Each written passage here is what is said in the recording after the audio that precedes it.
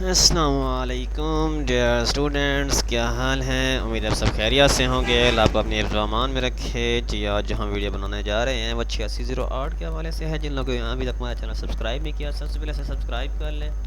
اور آج ہم اس میں بنانا سکھائیں گے آپ کو lesson plan, final presentation, chart اور پریزنٹیشن کا طریقہ بتائیں گے۔ سب سے پہلے لیسن پلان دیکھ لیں۔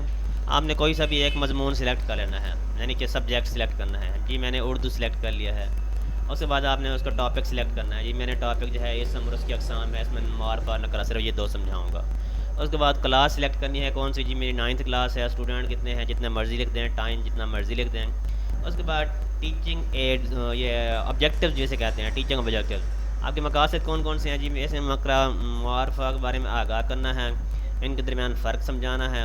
اور اس کے بعد AVI ایڈ جسے کہتے ہیں، تدریسی معاونات، جس میں بلیک بورڈ ہوگا، چاک ہوگا یا وائٹ بورڈ یا پوائنٹر جیسے ہوتا ہے۔ اس کے بعد بک ہوگی، چارٹ ہوگا۔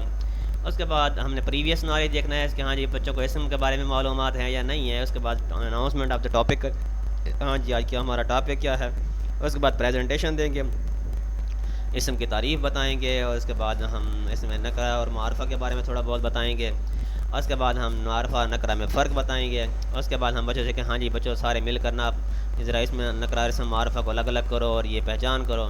پھر اس کے بعد ہم ایویلیٹ جائزہ لینا ہے۔ ہاں جی آپ کو سمجھ آ گئی ہے اس میں نکرہ کیسے کہتے ہیں، معرفہ کسے کہتے ہیں، نشاندہی کیسے ہوتی ہے۔ پھر بچوں کو ہوم ورک دے دیں گے کہ یہ 5 جملے ان کے بنا کر لے آؤ۔ یہ ایک ہوتا ہے لیسن پلان۔ اب یہ لیسن پلان کا مقصد یہ نہیں ہوتا کہ آپ سارا کچھ اسی کے اندر لکھ دو اور کہو جی پھر وہاں پر جا کے پڑھ کر دکھا دو۔ اس کو پریزنٹیشن نہیں کہا جاتا، ٹھیک ہے نا۔ یہ لیسن پلان لکھنے کا مقصد یہ ہوتا ہے کہ آپ کو پتہ ہونا چاہیے کہ آپ نے کس سٹیپ پر کیا کیا کرنا ہے۔ یعنی ایک فارمیلٹی ہوتی ہے، ایک پروسیس ہوتا ہے، اس پروسیس کے تھرو جو ہے آپ نے ایک کام کرنا ہے۔ اب دیکھیں آپ ٹیچنگ کرنے جاتے ہیں کسی بھی اسکول میں، کسی بھی کلاس میں، تو کیا یہ چیز آپ ساتھ لے جاتے ہیں؟ نہیں لے جاتے نا، سب کچھ آپ کے مائنڈ میں ہوتا ہے، لیکن آپ کو یہ پتہ ہوتا ہے کہ میں نے آج کیا پڑھانا ہے، کیسے پڑھانا ہے، کب پڑھانا ہے۔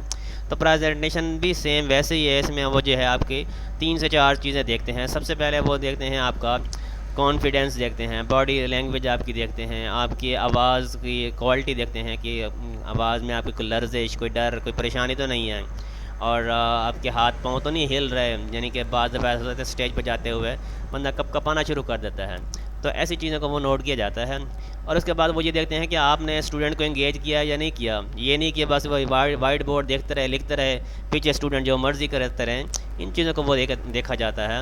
یا یہ ہوتا ہے کہ جیسے آپ پڑھائی جا رہے ہیں، نہ کوئی آپ وائٹ بورڈ یوز کر رہے ہیں، نہ چارٹ یوز کر رہے ہیں، تو ان چیزوں کو بھی ساتھ ساتھ مینیج کیا جاتا ہے، دیکھا جاتا ہے، ٹھیک ہے۔